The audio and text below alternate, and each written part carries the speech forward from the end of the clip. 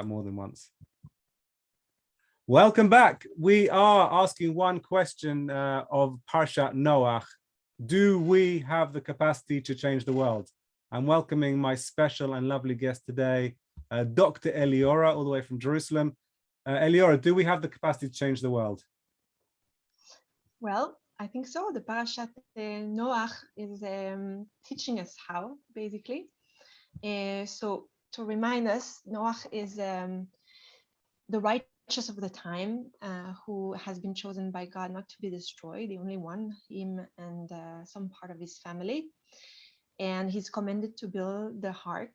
And what we get from the text is basically in Genesis 6 verse 9, we're told that Noach is a blameless righteous. Okay, so we have in the verse Ish Tzaddik Tamim. He was that's how Noach, the famous Noach of Noah and the Ark, is introduced to us.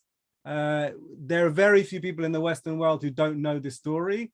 It's a classic a child story as well, and he's introduced with these three words, well, perhaps five words. Each tzaddik tamim haya b'dorotav. He was a righteous individual, righteous, blameless individual for his generation. Go on, back to you. Yeah, so that's what made him, God chose him because of that. The thing is that God is going to tell him his plan. So his plan is to basically destroy humanity, because humanity behaves in a very problematic way, and God understands there's no partner for him to mitigate first. And Noach is answering the decision from God by his silence. He's basically not saying, "Oh, that's a great idea," and he's also saying, "You know what? Maybe think about it. It's a bit harsh to destroy the whole humanity."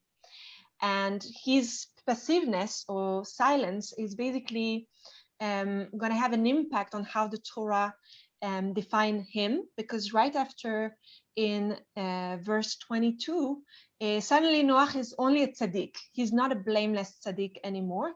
It looks like his silence had really an impact on how God perceived him. And therefore, we can argue that somehow maybe God was expecting something different from Noach. Maybe God was expecting some kind of a force, a voice that would ask him not to destroy the world. And that goes back to your question, like whether or not we can change the world. Maybe here we can learn from this basic meaning of the Torah what it takes to change the world. Right. And we crucially, kind of a qualifier here is that our rabbis and Jews across the generations have been very crucially interested in the specific order of words and even the specific letters in the different words. And here we have Noah described twice as tzaddik, but the word formation is different in each instance. And the crucial part which you're observing is this missing word tamim, which can be described as blameless, as in the context of animal sacrifice, it would be flawless or unblemished. He is a purely righteous person, and something happens at the point where he isn't able to intercede on behalf of humanity to protect humanity from this devastating flood. I find it quite a haunting parsha this week, particularly because we're about to welcome this huge climate conference that's about to happen in the UK, I think in November. And humanity seems really close to this point of total annihilation and total destruction. And what we're being called to in some way or another is to examine ourselves in opposition to Noah, to decide whether we ourselves have the capacity to change the world. But before we got on this, started recording, we were talking also about our own individual place in the world, our own individual personal capacity to change the world. Say a little bit more about that, Eliora. Well, it looks like the Torah believes that we should and we can change the world. And it's basically our responsibility to act the way we can. Here, what the meaning of the Torah is telling us, that what made Noach felt from his status of blameless, righteous, is he's silent. His silence is mostly due of his lack of empathy. He was not able to, for many reasons, right, to stand up and to defend this humanity in front of him. Maybe you agreed with God that, you know, it needed to happen, but still, if that would have been the case, then he would have been defined the same way after he talked to God, or he was silent to God. So here we can learn that maybe our empathy is the key to change the world, and we are invited to, from the empathy feeling, to step up to defend people who need to be protected, or to fight against the injustice. And I want to call up a research from Lawrence Karlberg, who is talking about the stage of moral development theory, and he's finding a really very important, because it's only 4% of the whole humanity can potentially reach the highest stage of moral development, which is, you know, it's a striking result. And this moral development feels devastating to a degree. Absolutely. It's like 96% of humanity is not capable of doing this. So it's capable of not doing capable what? of stepping up and changing the world and demanding justice and demanding change. Absolutely. He says that basically this stage qualify humans who would advocate very actively for universal ethic principle, equality of human rights, non-violence, and so on and so forth.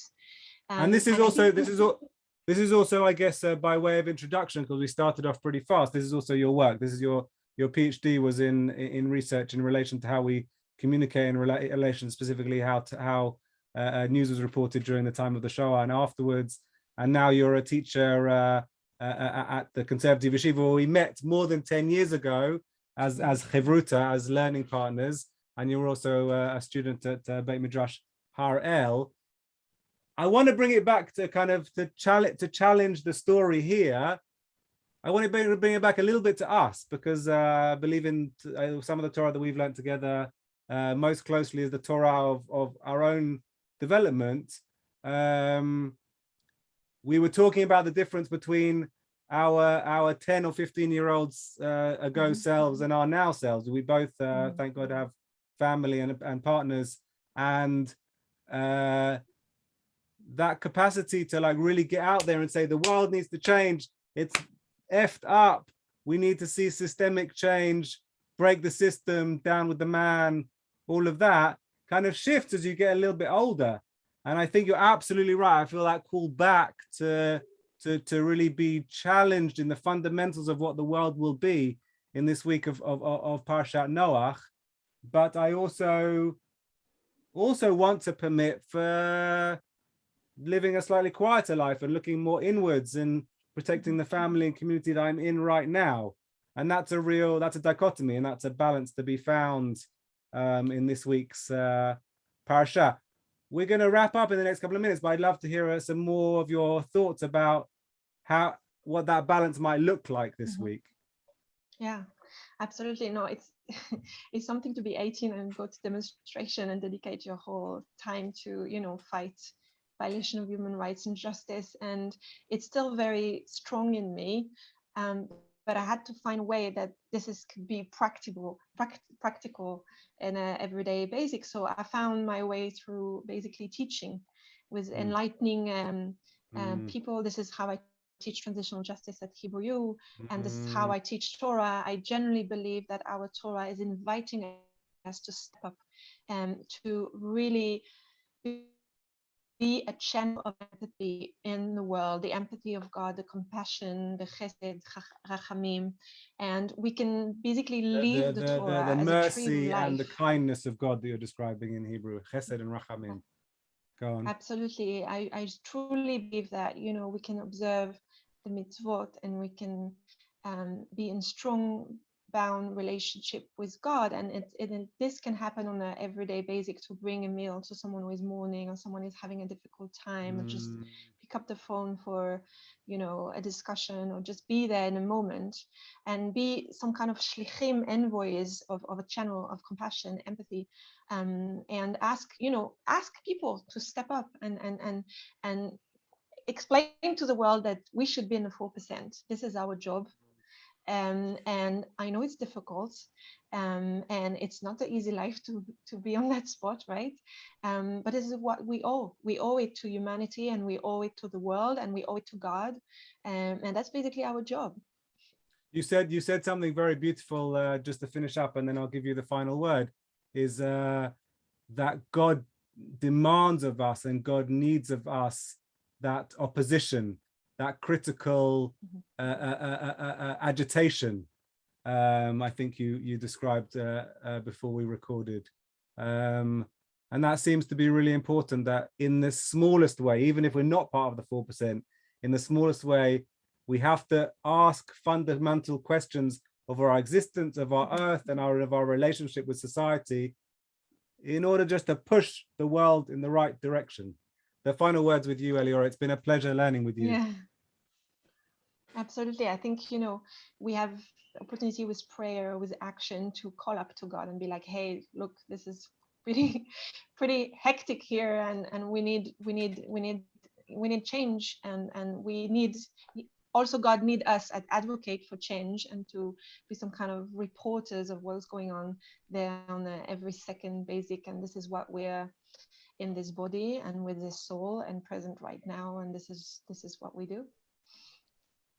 Wonderful. Only blessing, only Shabbat Shalom, Shana Tova, Kol Tov. Thank you for being with us. Bye.